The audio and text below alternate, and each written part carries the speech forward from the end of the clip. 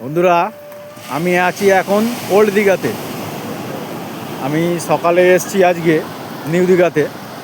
তো ওল্ড দীঘাতে কিছু কেনাকাটির জন্য আজকে সন্ধেবেলা এসেছি। সন্ধেবেলা হতে হতে রাত হয়ে গেছে। তো ওল্ড দীঘার দেখে নিন, ঢেউগুলো দেখে নিন। দেখুন, দেখাতে পাচ্ছি আপনাদের। ওই দেখুন।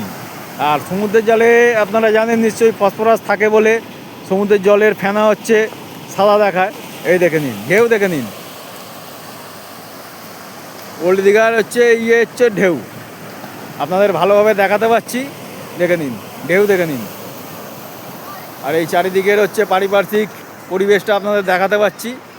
দেখুন, চারিদিকের পারিপার্শ্বিক আপনাদের দেখালাম।